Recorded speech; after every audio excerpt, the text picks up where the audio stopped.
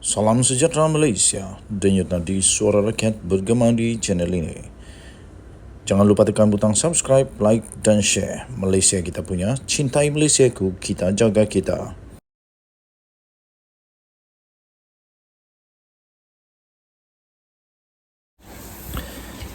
Salam sejahtera Malaysia, denyut nadi suara rakyat bergema di channel ini.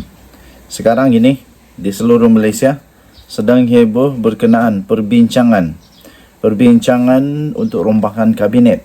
Siapakah yang akan ditukar, siapakah yang akan dikekalkan, siapa pula yang akan dinaikkan pangkat, siapa pula yang akan pula terpaksa meninggalkan jawatan sebagai menteri penuh. Okey. Dan terbaru ini, seakan-akan ini pembayang yang sungguh kukuh bahawa memang betul bahawa rombakan kabinet mungkin boleh berlaku pada bila-bila masa. Ini baru saja diterbitkan di astroawani.com di mana mungkin bincang rombakan kabinet dengan yang di-Pertuan Agong, kata Perdana Menteri. Diterbitkan 29 September 2023. Perdana Menteri Datuk Seri Anwar Ibrahim tidak menolak kemungkinan membincangkan rombakan kabinet dalam pertemuannya dengan yang di-Pertuan Agong. Okey, baik. Persoalan paling utama ialah siapakah menteri yang sepatutnya ditukarkan.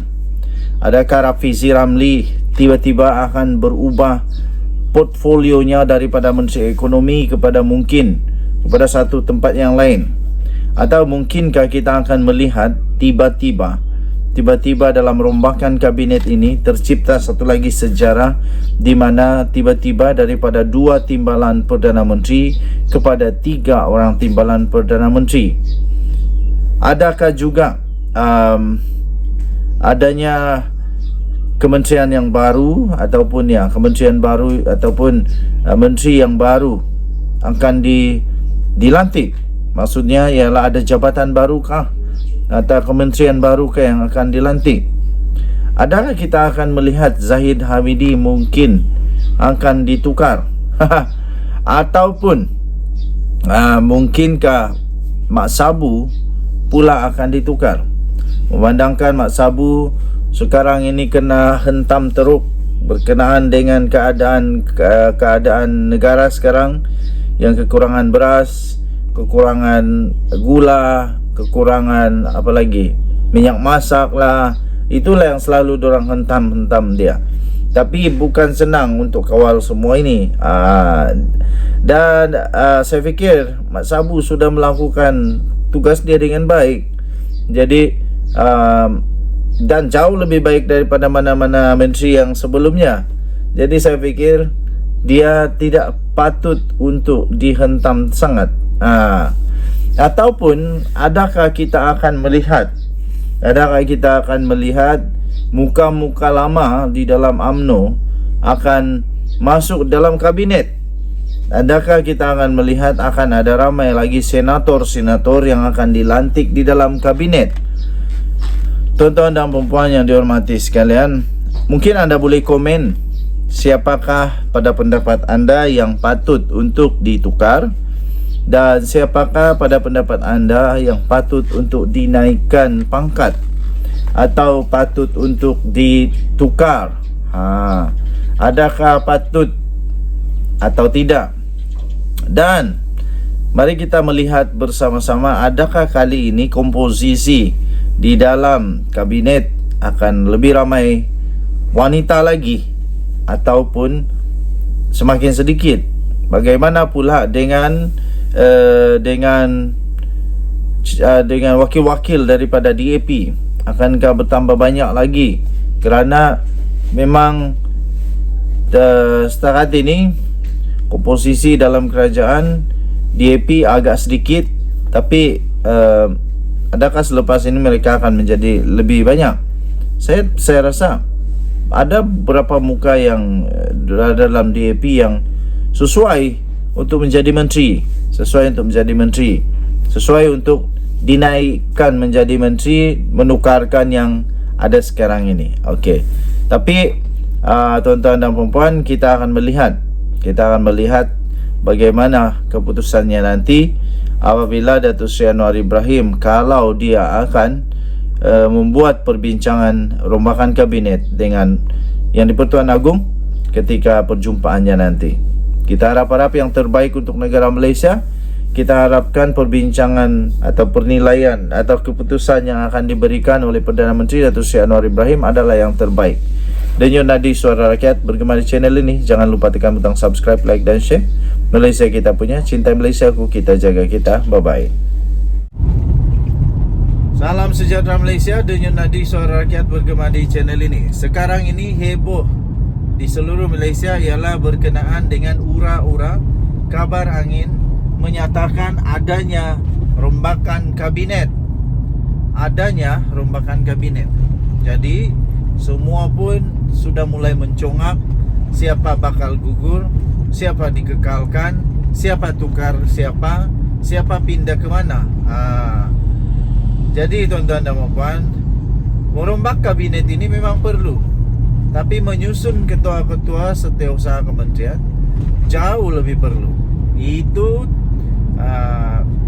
komen ataupun tulisan artikel daripada sahbudin.com.net. Sebuah portal berita semalam melaporkan Perdana Menteri Datuk Seri Anwar Ibrahim dijangka akan membuat rombakan kabinet besar-besaran dalam masa terdekat ini. Laporan yang dibuat dengan memetik sumber daripada Jabatan Perdana Menteri itu menyebut selain Anwar merombak kabinet, Anwar juga dikatakan mahu menukar ketua setiausaha bagi beberapa kementerian.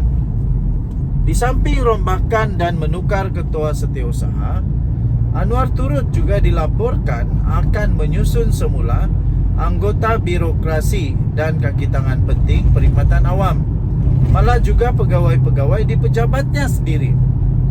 Semua rombakan atau perubahan itu dikatakan sudah sampai masanya untuk dilakukan bagi memantapkan lagi kedudukan kerajaan berikutan selesainya PRN di 6 negeri, disusuli oleh sokongan terbuka GPS kepada Anwar sehingga habis penggal, yang sekaligus bererti kerajaan perpaduan ini akan terus stabil sehingga 2027 yang akan datang. Kata kenyataan itu, Perdana Menteri kini fokus untuk memantapkan lagi kerajaan,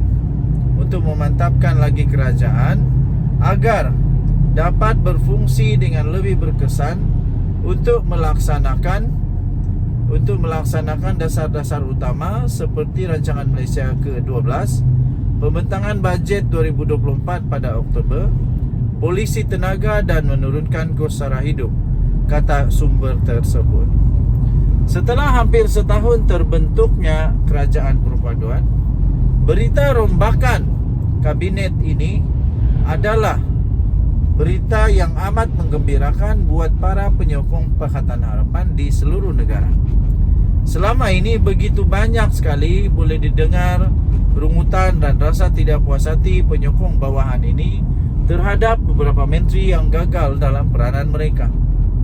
Meskipun dibatasi dengan pilihan yang terhad di antara ahli-ahli parlimen untuk diangkat sebagai menteri, tetapi ramai yang berharap agar Anwar tidak takut untuk menukar atau menggugurkan beberapa menteri yang dilihat lemah dan tidak berfungsi sepanjang 10 bulan yang beliau menerajui kerajaan ini.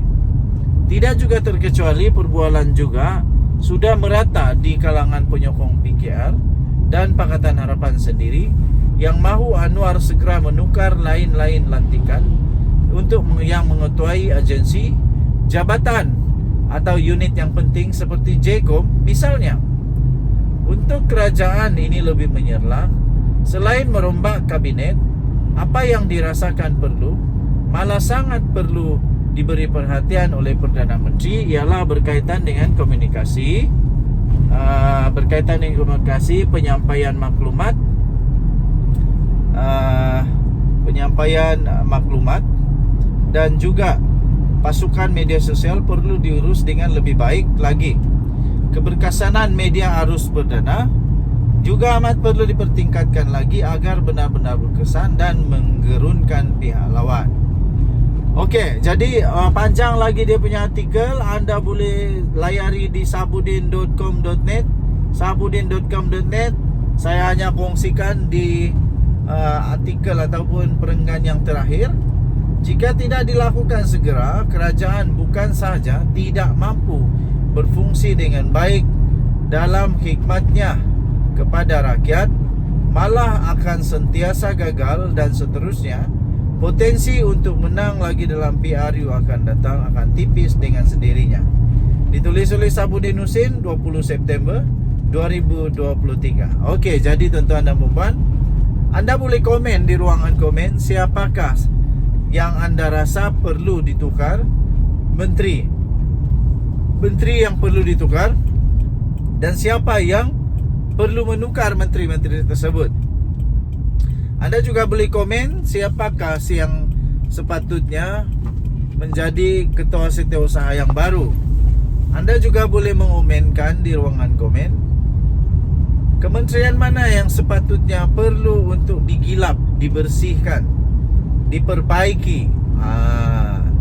Dan yang terakhir, anda boleh komen anda setuju atau tidak untuk Datuk Seri Anwar Ibrahim, Perdana Menteri Malaysia, merombak kerajaan, merombak kabinet sedia ada ini. Jika anda setuju, anda boleh komen kenapa, mengapa. Denyut nadi suara rakyat bergema di channel ini. Jangan lupa tekan butang subscribe, like dan share. Malaysia kita punya, cintai Malaysia, kita jaga kita. Bye bye.